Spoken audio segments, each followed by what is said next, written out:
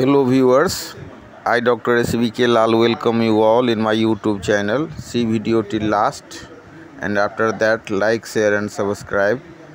तो आइए, आपका बहुत बहुत स्वागत है।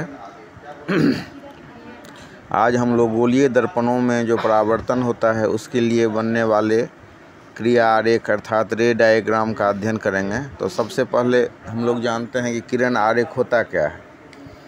तो किरण आरेख उस वैसे आरेख को कहते हैं जो किरणों के पथ को दर्शाने के लिए बनाया जाता है। इसको हम ऐसे समझ सकते हैं कि प्रकाश की किरण जिस रास्ता पर चलता है, प्रकाश की किरण जिस रास्ता पर चलता है उस रास्ता या पथ को दर्शाने वाला जो आरेख होता है, जो चित्र होता है, उसी को हम रे डायग्राम कहते हैं। तो यहाँ पर हम गोलीय दर्पण में बनने वाले किरण आरेख का अध्ययन करेंगे। आज हम इस टॉपिक को लिए हैं, इसका ये भाग 1 है। इसमें हम पूरा समझने का कोशिश करेंगे और उसके बाद अगर ज़रूरत हुआ तो दूसरा वीडियो भी हम बनाएंगे। पूरा आप वीडियो को देखिए, उसके बाद लाइक, शेयर और सब्सक्राइब कीजिए। उससे जो संबंधित कुछ दिक्कत हो तो उसको कमेंट बॉक्स में आप कमेंट कर सकते हैं, या आप ये भी बता सकते हैं कि कैसे इस वीडियो में जो त्रुटियां हैं, कमी हैं, उसको सुधारें, कैसे उसको और इस हिसाब से बनाया जाए जो सुबोध हो, पूरा कंसेप्शन आपका क्लियर हो। मैं कोशिश कर रहा हूं कि इस वीडियो के माध्यम से आपके कंसेप्शन को पूरा करूं।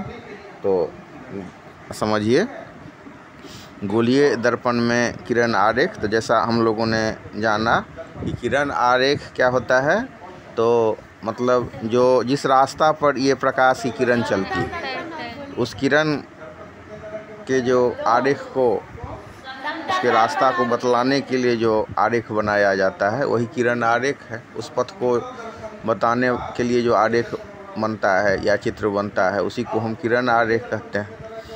एक्चुअली में जैसे वो किरण चल रहा होता है उसको आप पूरा नहीं दर्शाते हैं, पूरे किरण को हम लोग नहीं दर्शाते हैं, क्योंकि हम इसमें 2 ही किरण, आप देखेंगे कि दर्पण में हम 2 ही किरण लेते हैं। तो जब 2 ही किरण लेते हैं तो क्या जो ये दर्पण पर जो किरण पड़ रहा है, क्या वो 2 ही किरण है? नहीं, ये 2 ही किरण नहीं है, इसमें ढेर सारे किरण है। लेकिन अगर हम ढेर सारे किरण को लेंगे तो फिर हम इसके कटान को या जिस बिंदु पर वो किरण कट रही है उस किरण को नहीं समझ सकते हैं या समझा सकते हैं, या फिर डायग्राम हमारा बहुत भद्दा हो जाएगा। तो फिर हम ये समझ ही नहीं पाएंगे कि कैसे दर्पण पर किस बिंदु पर वो किरण आपतित हो रही है, कहाँ से परावर्तित हो रही है, परावर्तन के बाद वो किरण कहाँ पर कट रही है। इन सारे बातों को हम नहीं समझ पाएंगे। तो इसीलिए आवश्यक है कि हम इसमें 2 ही किरण लेते हैं और 2 किरण के माध्यम से हम दर्पण में बताते हैं कि कहाँ पर ये दर्पण आपतित हो रही है, कहाँ से परावर्तित हो रही है, और परावर्तन के बाद उसका कटान बिंदु कहाँ है। तो इसमें या मतलब कहाँ से वो किरण आ रही है या आती हुई प्रतीत होती है। तो इन सारे बातों की जानकारी हम किरण आरेख में लेंगे। उसके अलावा कि अलग अलग स्थिति में अनंत से वस्तु आ रही है तो उसका प्रतिबिंब कहाँ बनेगा। समतल दर्पण पर जो ये थोड़ा सा चर्चा समतल दर्पण का भी करेंगे, लेकिन मतलब मुख्य रूप से हमारा अभी का ध्येय है कि गोलीय दर्पण में बनने वाले किरण आरेख के बारे में बताएं। तो उसमें हम देखेंगे कि मुख्य अक्ष के जो समानांतर आपतित किरण है उसका प्रतिबिंब कहाँ बन रहा है। उसके बाद जो फोकस के दिशा में आपतित किरण है तो उसका प्रतिबिंब कहाँ बन रहा है। वक्रता केंद्र के दिशा में किरण आपतित हो रही है तो उसका प्रतिबिंब कहाँ बन रहा है। ध्रुव के दिशा में किरण आपतित हो रही है तो उसका प्रतिबिंब कहाँ बन रहा है। उसके अलावा मतलब ये हम अलग अलग, जैसा कि हम लोग जानते हैं कि गोलीय दर्पण 2 तरह का होता है। तो हम कोशिश करेंगे कि थोड़ा सा चर्चा मतलब उत्तल और अवतल दोनों का कर लें। ये अवतल दर्पण का भी करें और उत्तल दर्पण का भी करें। तो आइए इसको शुरू करते हैं, इसको समझते हैं कि मतलब इसका किरण आरेख को, और किरण आरेख को अगर हम समझ लेंगे तो उसके बाद हम ये भी समझेंगे कि मतलब किरण आरेख के बनने के बाद कि अलग अलग स्थिति में प्रतिबिंब कैसे बन रहा है, उसका आवर्धन कितना बड़ा होता है, या मतलब प्रतिबिंब बड़ा बनता है या छोटा बनता है, प्रतिबिंब काल्पनिक है या वास्तविक है। तो इस हिसाब से हम लोग इन सारे चीज़ों को समझेंगे। ठीक है, तो देखिए, इसको समझिए। और इसमें जैसा कि हम चर्चा कर रहे हैं गोलीय दर्पण का, तो गोलीय दर्पण में जो किरण आरेख का चर्चा कर रहे हैं, तो इसमें उचित है कि किरण को समझें, गोलीय दर्पण को समझें। किरण को समझने से पहले प्रकाश को समझें, प्रकाश को समझेंगे उसके बाद हम किरण को भी ठीक से समझ पाएंगे। और जब हम किरण को ठीक से समझेंगे तो किरण पुंज को समझ पाएंगे। उसके बाद फिर हम देखेंगे कि किरण कैसे आपतित हो रही है, उसके बाद परावर्तित होती है। उसके बाद फिर देखेंगे कि समतल दर्पण में प्रतिबिंब कैसे बनता है। उसके बाद फिर देखेंगे कि गोलीय दर्पण क्या है और गोलीय दर्पण कितने तरह के होते हैं, उसमें प्रतिबिंब कैसे बनता है। उसके बाद फोकस और फोकस दूरी के बारे में समझेंगे, मुख्य अक्ष के बारे में समझेंगे। जब इतना चीज़ को हम समझ जाएंगे ठीक से, तो हम गोलीय दर्पण में बनने वाले किरण आरेख को समझेंगे। और उसके बाद अंतिम में हम चर्चा करेंगे कि ये अवतल दर्पण में जो अलग अलग दूरी पर वस्तु रखी हुई है, तो उसका प्रतिबिंब कहाँ बन रहा है। तो इसको समझने से पहले हमको किरण आरेख को समझना होगा, रे डायग्राम को समझना होगा। और रे डायग्राम को जब हम बढ़िया से समझ जाएंगे तो हम फिर प्रतिबिंब को भी समझेंगे। तो सबसे पहले हम लोग चर्चा करें कि प्रकाश क्या है। ठीक है, तो प्रकाश के बारे में हम इससे पहले वाले जो वीडियो बने हैं उसमें भी कुछ चर्चा किए हैं। प्रकाश से संबंधित जो कुछ तथ्य हैं, कुछ फैक्ट्स हैं, कुछ जो कंसेप्चुअल चीज़ है, परिभाषा है, उससे हम संबंधित चर्चा किए हैं। इसमें भी थोड़ा सा चर्चा कर लेते हैं। वैसे हम ये पढ़ाने से पहले मेरा ऐसा मानना है कि कुछ जो है बैक में थोड़ा सा रिव्यू कर लेने से कंसेप्शन ज़्यादा अच्छा क्लियर रहता है। तो सबसे पहले समझिए कि प्रकाश क्या है। हम देखते हैं ना कि मतलब प्रकाश जब उपलब्ध होता है तभी हम किसी वस्तु को देख पाते हैं। अंधेरा में हम किसी वस्तु को देख पाते हैं क्या? नहीं देख पाते हैं। तो अंधेरा या मतलब अगर कम प्रकाश है तो वहाँ भी नहीं देख पाते हैं। तो हम इस हिसाब से समझ सकते हैं कि प्रकाश वह भौतिक कारक है जो किसी वस्तु को दृश्यमान बनाता है, या प्रकाश वह कारक है, वह फैक्टर है जिसकी सहायता से हम किसी वस्तुओं को आसानी से देख पाते हैं। अब प्रकाश, उसके बाद हम ये भी समझने का कोशिश कर सकते हैं या समझ सकते हैं कि प्रकाश एक प्रकार का ऊर्जा है। उसके बाद प्रकाश एक इलेक्ट्रोमैग्नेटिक वेव्स है। प्रकाश एक विद्युत चुंबकीय तरंग है, अर्थात वैसा तरंग जिसके गमन के लिए कोई माध्यम की आवश्यकता नहीं होती है। तो इस रूप में हम प्रकाश को समझ सकते हैं। उसके बाद हम लोग थोड़ा सा ये भी समझ लें कि प्रकाश कहाँ से निकलता है। तो प्रकाश स्रोत से निकलता है। तो जिस वस्तु से भी प्रकाश निकलता है उसको हम प्रकाश का स्रोत कहते हैं। और जब किसी प्रतिदीप्त वस्तु से प्रकाश निकलती है और अप्रदीप्त वस्तु से टकराकर हमारी आँख तक पहुँचती है, तो हम उस अप्रदीप्त वस्तु को देख सकते हैं। और अगर वो वस्तु प्रदीप्त है तो सीधे ही वहाँ से रोशनी निकलेगी और हमारे आँखों तक पहुँचेगी। तो उसको देखने के लिए हमको मतलब अलग से प्रकाश की आवश्यकता नहीं होगी। वो स्वयं जो दृश्यमान वस्तु हो जाएगा जो प्रदीप्त है। जैसे अब सूर्य है तो सूर्य को तो सीधे हम देख सकते हैं, लेकिन चंद्रमा को देखने के लिए सूर्य से जो प्रकाश की किरणें आपतित होगी चंद्रमा पर, और फिर जो चंद्रमा से परावर्तित होगी किरणें, तब हम उस प्रकाश में चंद्रमा को देख सकेंगे या देख पाते हैं। तो इस हिसाब से हम इसको समझ सकते हैं। अब हम डायग्राम बना रहे हैं। कौन चीज़ का डायग्राम बना रहे हैं? किरण का, रेज का। तो रेज क्या होता है? रेज अंग्रेजी शब्द है, हिंदी में इसके लिए शब्द है किरण। तो हम जानते हैं ना कि प्रकाश एक सरल रेखा पर चलती है। तो एक सरल रेखा पर जो चलने वाली जो प्रकाश है उसी को हम प्रकाश की किरण कहते हैं। The light which travels or moves on the straight line is known as the ray। तो प्रकाश की जो मतलब किरण है वह किरण है, वह प्रकाश है जो सरल रेखा पर चल रहा है। तो सरल रेखा पर चलने वाले प्रकाश को हम किरण के रूप में समझ सकते हैं। अब किरण है तो एक ठो किरण तो होगा नहीं। अब जब हम टर्च जलाएं, मोमबत्ती जलाएं या जुगनू ही को देखें तो क्या उसमें से एक ही किरण निकलती है? नहीं, उसमें ढेर सारी किरणें होती हैं। तो ये जो ढेर सारी किरणें हैं तो उसका पूरा समूह बन जाएगा। तो उन समूह को हम बीम कहते हैं। और मतलब किरण समूह या किरण पुंज, हिंदी में बोलें तो किरण समूह या किरण पुंज, अंग्रेजी में बोलें तो बीम कहते हैं, बीम ऑफ रे। अब ये किरण पुंज 3 प्रकार के होते हैं। एक होता है अपसारी किरण पुंज, दूसरा होता है समानांतर किरण पुंज, तीसरा होता है अभिसारी किरण पुंज।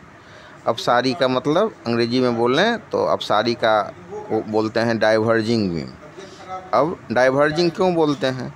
डाइवर्जिंग इसलिए बोलते हैं कि एक बिंदु से निकल करके ये किरणें फैलती जाती हैं, अपसृत होती हैं, इसलिए ये अपसारी किरणें हैं, डाइवर्जिंग किरणें हैं, डाइवर्ज होती हैं ये किरणें। और समानांतर जो किरण की हम बात करें तो समानांतर किरणें ऐसी किरणें हैं जिसमें कि एक किरण दूसरे किरण के समानांतर होती है। जब हम समानांतर किरण पुंज लेते हैं तो उसमें एक किरण दूसरे किरण के समानांतर होता है। तो इस हिसाब से ये किरणें आपस में कभी नहीं मिलती हैं। जबकि अपसारी में हम क्या देखते हैं, ये बिंदु मिली ही होती हैं, एक बिंदु पर इकट्ठा होती हैं और जब आगे बढ़ती हैं तो फैलती जाती हैं। यहाँ भी हम रे डायग्राम के मदद से इसको समझ सकते हैं। और मतलब फिर अभिसारी किरण पुंज होता है, जिसको हम अंग्रेजी में बोलें तो हम बोलते हैं ना कि कन्वर्जिंग, तो कन्वर्ज करते रहता है। मतलब ये जो किरण है सो एक बिंदु पर इकट्ठा होती हैं किरणें जो आ रही हैं अनंत से भी आती हुई किरण पुंज। अगर वो अभिसारी हैं तो एक बिंदु पर इकट्ठा होंगी या इकट्ठा होती हुई प्रतीत होंगी। तो इस किरण पुंज में क्या होगा कि किरणों के बीच की दूरी घटती हुई जाएगी। और अपसारी में क्या होगा, किरणों के बीच की दूरी बढ़ती हुई जाएगी। और समानांतर किरण पुंज में क्या होगा कि ये दूरी एक समान रहेगी, समान अंतर रहेगा, दो किरणों के बीच में एक समान अंतर रहेगा।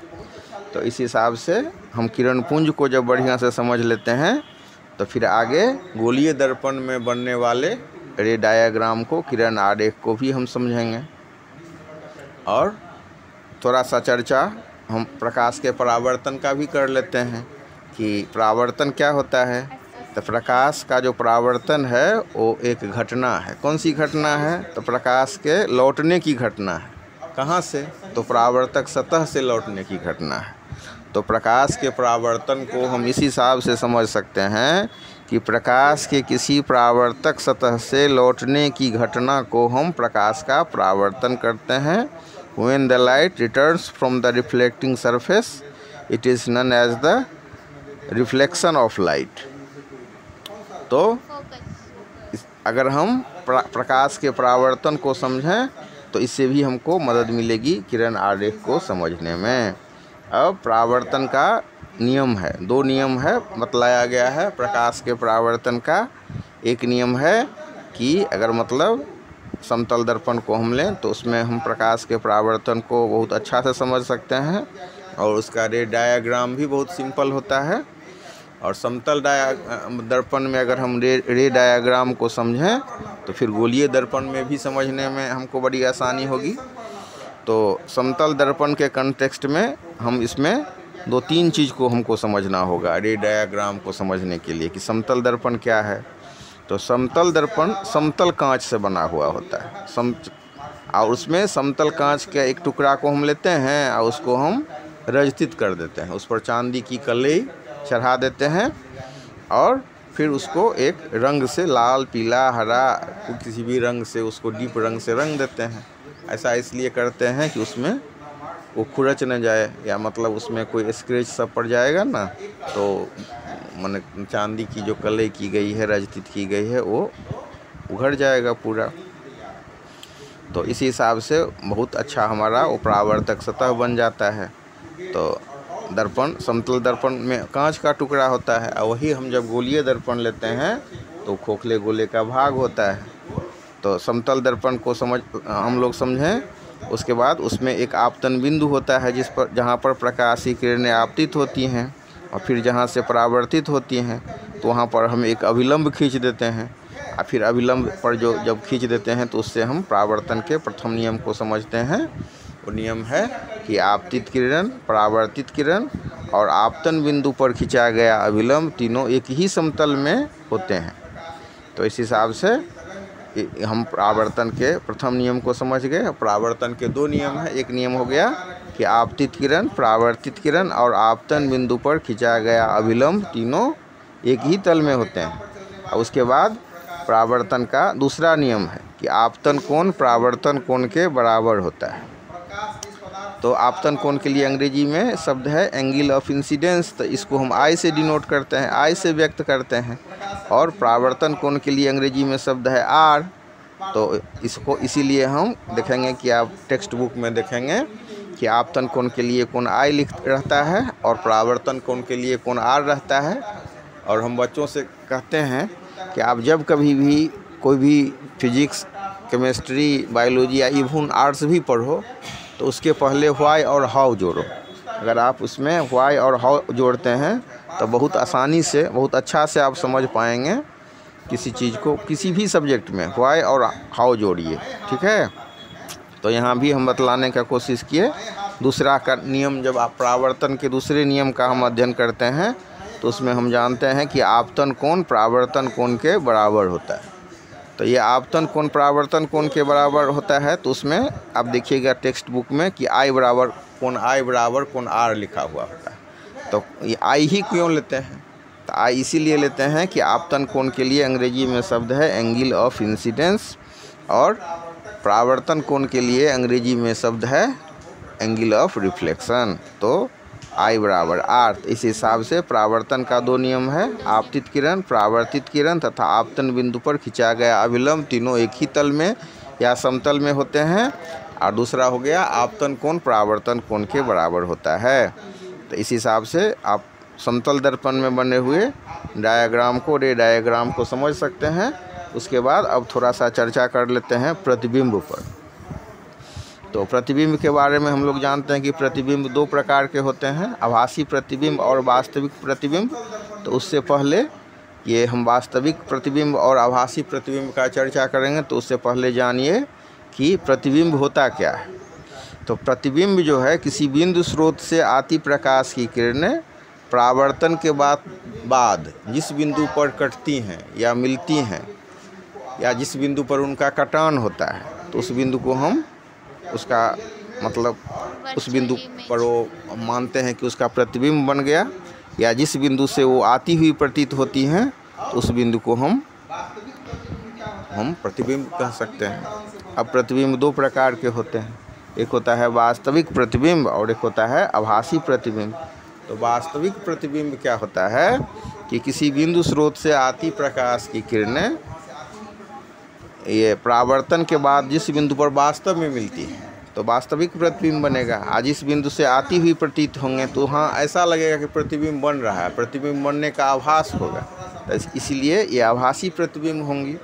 तो किसी बिंदु स्रोत से आती प्रकाश की किरणें परावर्तन के बाद जिस बिंदु से आती हुई प्रतीत होती हैं उसे उस बिंदु का हम आभासी प्रतिबिंब कहते हैं। एक्चुअली में ये प्रतिबिंब यहाँ बनता नहीं है बल्कि यहाँ पर बनता हुआ प्रतीत होता है, तो इसीलिए इसको हम आभासी प्रतिबिंब का आभास होता है, ये वर्चुअल मतलब इमेज होता है, ठीक है। तो इस हिसाब से हम इसको समझ लिए। अब समतल दर्पण में जो प्रतिबिंब बनता है तो वहाँ देखेंगे आप टेक्स्ट में कि उसमें लिखा हुआ होता है कि वस्तु दूरी बराबर प्रतिबिंब दूरी। मतलब समतल दर्पण में कोई वस्तु जितनी आगे रहेगी उसका प्रतिबिंब भी उतना ही पीछे बनेगा। तो इस हिसाब से हम समतल दर्पण में बने प्रतिबिंब को समझ सकते हैं। अब थोड़ा सा चर्चा कर लेते हैं गोलीय दर्पण का। गोलीय दर्पण को अब हम समझेंगे, तब इसके डायग्राम को भी हम समझेंगे। यहाँ पर जो है यहाँ हम डायग्राम बताए हैं। इसमें मुख्य अक्ष के समानांतर जो है आपतित किरण को लिए हैं। तो मुख्य अक्ष के समानांतर जो आपतित किरण है, तो मुख्य अक्ष के समानांतर जब हमने किरण लेते हैं, आपतित किरण लेते हैं, तो परावर्तन के बाद अगर वो दर्पण अवतल है तो फोकस से गुजरती है, और उत्तल है तो फोकस से आती हुई प्रतीत होगी। तो यहाँ पर हमारा दर्पण है अवतल दर्पण। अब यहाँ पर फिर क्वेश्चन उठता है कि अवतल दर्पण ये क्यों है? क्योंकि देख रहे हैं ना, इसके बाहरी भाग को कलय किया गया है। तो इसके बाहरी भाग को जो कलय किया गया है, इसीलिए यह दर्पण है अवतल दर्पण। अब इसमें अलग अलग पार्ट हैं। जो पी है, पी हो गया दर्पण का मध्य बिंदु, और पीसी को हम बोल सकते हैं मुख्य अक्ष। और उसके बाद पीसी जो मुख्य अक्ष है उसके समानांतर हम किरण लेते हैं। किरण का नाम आप ABCD कुछ भी दे सकते हैं।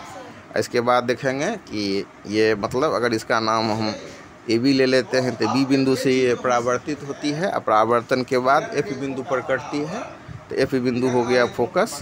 तो यहाँ पर जो क्वेश्चन उठेगा कि मतलब गोलीय दर्पण में मुख्य अक्ष के समानांतर आने वाली किरणें दर्पण से परावर्तन के बाद कहाँ पर मिलती हैं, इससे क्वेश्चन बनेगा। तो इसका उत्तर होगा कि मुख्य अक्ष के समानांतर किरण, अगर दर्पण हमारा अवतल है तो परावर्तन के बाद वो फोकस से गुजरेंगी। इस डायग्राम की मदद से यहाँ पर हम इसको समझ सकते हैं। उससे पहले थोड़ा सा इसको समझ लीजिए कि गोलीय दर्पण क्या है। तो गोलीय दर्पण उस दर्पण को कहते हैं जिसका परावर्तक सतह किसी खोखले गोले का एक भाग होता है। ठीक है, तो खोखले गोले का एक भाग होता है तो गोला का एक केंद्र भी होगा। तो गोला का जो केंद्र होगा उसको हम C कहते हैं। C मतलब centre, C for centre. C यहाँ पर दर्पण के गोलीय दर्पण के कंटेक्स्ट में सेंटर ऑफ कर्वेचर इसको हम बोलेंगे, और हिंदी में बोलें तब इसको बोलेंगे वक्रता केंद्र। अब ये दर्पण में ये जो हमारा PC हो गया, P हो गया ध्रुव, C हो गया वक्रता केंद्र। तो ध्रुव और वक्रता केंद्र को जो मिलाने वाली रेखा है उसको हम बोलेंगे वक्रता केंद्र, और इसी को हम बोलेंगे मतलब P और C को जो वक्रता केंद्र और ध्रुव को जो मिलाने वाली रेखा है इसको हम बोलेंगे PC। ये हो गया हमारा मुख्य अक्ष। इसके समानांतर हम यहाँ पर किरण लेते हैं, तो हम ऐसा समझते हैं कि गोलीय दर्पण में मुख्य अक्ष के समानांतर आपतित किरणें परावर्तन के बाद फोकस से गुजरेंगी। ठीक है, और अगर अवतल दर्पण है तो दर्पण के मुख्य अक्ष के समानांतर आने वाली किरणें परावर्तन के बाद उसके फोकस से होकर के गुजरेंगी। फोकस यहाँ पर F4 हो गया फोकस। यहाँ पर जो हम F लिख रहे हैं ये हो गया कौन सा F, तो कैपिटल F। अगर हम स्मॉल f लें तो ये हो जाएगा हमारा फोकस दूरी। अंग्रेजी में समझें या बोलें तो हो गया फोकल लेंथ। तो यहाँ पर 4 चीज़ का चर्चा है, आप देख लीजिए। एक हो गया हमारा I मतलब एंगल ऑफ इंसिडेंस, R मतलब एंगल ऑफ रिफ्लेक्शन, P मतलब दर्पण का मध्य बिंदु, F कैपिटल F मतलब दर्पण का focus, C centre of curvature, और हिंदी में समझें तो P मतलब ध्रुव। अंग्रेजी में P फॉर पोल होता है, तो पोल को हम हिंदी में कहते हैं ध्रुव। F फॉर फोकस होता है, तो कैपिटल F से हम फोकस को डिनोट करते हैं, और C फॉर होता है सेंटर, सेंटर ऑफ कर्वेचर। तो यहाँ पर हिंदी में बोल रहे हैं तो ये हो गया हमारा वक्रता केंद्र। और जब ध्रुव से हम वक्रता केंद्र को मिला देते हैं तो हमारा बन जाता है मुख्य अक्ष, और मुख्य अक्ष के समानांतर हम आपतित किरण लेते हैं। तो फिर समझते हैं इस चित्र के माध्यम से कि ये किरणें परावर्तन के बाद मुख्य फोकस से होकर के गुजरती हैं। तो इस हिसाब से जो सबसे पहले ये आपका कंसेप्शन क्लियर हो जाना चाहिए। गोलीय दर्पण, समतल दर्पण में हमने क्या देखा कि कांच के एक समतल टुकड़ा को रचित करते हैं, और गोलीय दर्पण के कंटेक्स्ट में हम क्या देखते हैं, जिसको हम अंग्रेजी में स्फेरिकल मिरर कहते हैं। तो स्फेरिकल मिरर के कंटेक्स्ट में हम लोग समझें कि यह एक वैसा दर्पण जिसका परावर्तक सतह किसी खोखले गोले का एक भाग हो, तो उसको हम गोलीय दर्पण कहते हैं। अब ये गोलीय दर्पण दो प्रकार का होता है, एक होता है उत्तल दर्पण और दूसरा होता है अवतल दर्पण। अब अवतल दर्पण क्या होता है, तो अवतल दर्पण वैसे दर्पण को कहते हैं जिसमें कांच के इस ऐसे टुकड़े को के बाहरी सतह को रचित कर देते हैं। आप देख रहे हैं यहाँ पर बाहरी सतह को रचित किया गया है। और उत्तल दर्पण उस दर्पण को कहते हैं जिसमें खोखले गोले के भीतरी भाग को हम रचित करते हैं। अब गोलीय दर्पण है तो थोड़ा सा कर्व लिए हुए होगा, और समतल दर्पण है तो उसमें समतल कांच होगा। तो इस फर्क से आप कर सकते हैं। उसके अलावा भी कुछ टेस्ट है जिसमें आप उंगली को उसके सामने में ले जा करके जब रखते हैं और प्रतिबिंब बड़ा सा बनता है तो वो अवतल दर्पण होता है, और छोटा सा प्रतिबिंब बनता है तो उत्तल दर्पण होता है। आपको दो दर्पण दे दिया जाए, दो दर्पण, उसमें कहे कि कौन सा दर्पण है ये, उसको माने फ्रेम में किया हुआ हो। पहले क्वेश्चन भी पूछता है कभी कभी कि बिना उसको जांचे परखे आप कैसे समझेंगे कि ये दर्पण उत्तल है या अवतल दर है। तो सिंपल सा टेस्ट है कि आप उंगली को दर्पण के सामने में ले जाइए। अगर दर्पण उंगली आपको और मोटी उंगली दिखाई दे, जितनी मोटी है उंगली उससे ज़्यादा मोटी दिखाई दे, खूब मोटी दिखाई दे, तो आप समझ लीजिए कि दर्पण अवतल दर्पण है। और अगर उंगली पतली सी दिखाए, एकदम बारीक हो जाए, तो ये दर्पण हो जाएगा उत्तल दर्पण हो जाएगा। इसीलिए ना उत्तल दर्पण को जो वाहन सब के साइड में लगाया जाता है, साइड मिरर के रूप में लगाया जाता है। और अवतल दर्पण को जो है सेविंग वूविंग करने के लिए या मतलब डॉक्टरी जांच सब के लिए उसको उपयोग में लाया जाता है। अवतल दर्पण में सीधा बड़ा तथा आभासी प्रतिबिंब बनता है। इसकी वक्रता त्रिज्या, अगर हम बड़ी वक्रता त्रिज्या वाले अवतल दर्पण का प्रयोग करते हैं तो उसका प्रयोग होता है हजामत बनाने के लिए, सेविंग करने के लिए, दाढ़ी उड़ी बनाने के लिए। उसके अलावा टर्च या वाहन में हेडलाइट तथा सर्च लाइट में भी उसका परावर्तक के रूप में उसका उपयोग किया जाता है, ताकि परावर्तन के बाद जो है ये प्रकाश की किरणें समानांतर रूप में हो जाए, समानांतर हो जाए। और रोगी सबका नाक, कान, गला, इस सब का जो भीतरी भाग को जांच करेंगे तो बड़ा उसका प्रतिबिंब बनेगा, तभी तो उसको हम ठीक से समझ पाएंगे। तो उसको रोगी सब को जो होता है उसके नाक, कान, गला, इस सब के लिए भी हम अवतल दर्पण का प्रयोग करते हैं। सौर भट्ठी में भी अवतल दर्पण का प्रयोग करते हैं। और अवतल दर्पण में प्रतिबिंब को समझना थोड़ा सा आसान भी है, और उत्तल दर्पण में छोटा प्रतिबिंब बनता है। तो इसीलिए जो वाहन सब होता है ना, तो उस वाहन सब में जो पीछे से आ रहा होता है गाड़ी घोड़ा ये सब, तो स्कूटर, मोटर कार या बस में उत्तल दर्पण का उपयोग हम करते हैं साइड मिरर के रूप में, पार्श्व दर्पण के रूप में।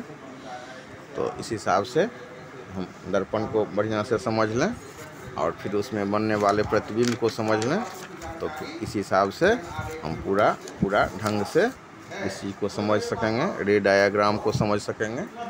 तो ये मोटा मोटी अभी हम थोड़ा सा चर्चा कर लेते हैं कि अगर दर्पण हमारा अवतल है और उसके समानांतर किरण आपतित हो रही है तो परावर्तन के बाद वो किरण फोकस से गुजरेंगी, और अगर दर्पण उत्तल है तो फोकस से आती हुई प्रतीत होगी। और उसके बाद अगर इसको आप समझ लेते हैं तो सेकेंड कंडीशन को भी समझ सकते हैं। जैसे मुख्य अक्ष के समानांतर आपतित किरण है तो परावर्तन के बाद फोकस से गुजरेगी या फोकस से आती हुई प्रतीत होगी। और अगर फोकस की दिशा में आपतित किरण हो तब क्या होगा, तो फोकस की दिशा में अगर कोई किरण आपतित हो रही है तो परावर्तन के बाद दर्पण के मुख्य अक्ष के समानांतर निकलेगी। और फिर वक्रता केंद्र के दिशा में अगर किरण आपतित हो तो क्या होगा, तो वक्रता केंद्र की दिशा में अगर किरण आपतित हो रही है तो उस जिस दिशा से आएगी उसी दिशा से ही लौट जाएगी। अब ऐसा क्यों होता है? तो ऐसा इसलिए होता है कि वक्रता त्रिज्या जो होता है वो किसी दर्पण में किसी बिंदु पर अभिलंब होता है। तो अभिलंब जो होगा, तो अभिलंबवत अगर किरण आपतित हो रही है तो क्या हो जाएगा? तो अभिलंबवत ही किरण वो वापस लौट जाएगी। ठीक है, तो इसीलिए अगर वक्रता केंद्र के दिशा में किरण आपतित हो रही है दर्पण पर, तो परावर्तन के बाद वो किरण उसी रास्ता से लौट जाएगी जिस रास्ता से वो आती है। तो इसका डायग्राम बनाना बहुत सिंपल है। आप सीधे गोलीय दर्पण लीजिए, उसमें PFC को दिखा दीजिए, C से आते किरण को दिखाइए, फिर उसको जिस रास्ते से वो किरण आई है उसी रास्ते से वो लौट रही है। ठीक है, अब मान लीजिए आपका कोई कमरा है, जिस कमरा से में एक ही गेट है, तो क्या होगा? जिस रास्ता से आप आए हैं गेट से उसी रास्ता से न लौटना पड़ेगा आपको। तो अगर दर्पण पर कोई किरण लंबवत आपतित हो रही हैं, तो गोलीय दर्पण के कॉन्टेक्स्ट में समझिए कि वक्रता त्रिज्या मतलब ये वक्रता केंद्र से अगर के दिशा में कोई किरण आपतित हो रही है, तो उसी रास्ते से वक्रता केंद्र के ही दिशा में वो किरणें परावर्तित हो जाएंगी। उसके बाद समझिए कि ध्रुव के दिशा में आपतित किरण, तो दर्पण पर जो दर्पण का मध्य बिंदु होता है ध्रुव, तो ध्रुव P पर जो मतलब प्रधान अक्ष पर वो मतलब होता है, ये हम अभी चर्चा किए हैं ना कि ध्रुव और वक्रता केंद्र के बीच की दूरी को हम मुख्य अक्ष के रूप में लेते हैं। तो ध्रुव P प्रधान अक्ष पर अभिलंब होता है। तो यदि कोई किरण दर्पण पर ध्रुव के दिशा में मुख्य अक्ष से I कोण बनाते हुए आपतित होती है, तो परावर्तन के बाद भी वो मुख्य अक्ष से R कोण बनाते हुए परावर्तित हो जाएगी। तो इस हिसाब से हम इसको समझ सकते हैं। इसके अलावा फिर अगला वीडियो हम बनाएंगे तो उसमें चर्चा करेंगे कि मतलब रे डायग्राम का भी थोड़ा सा अलग अलग डायग्राम बना करके इसका चर्चा करेंगे। बहुत बहुत धन्यवाद वीडियो देखने के लिए।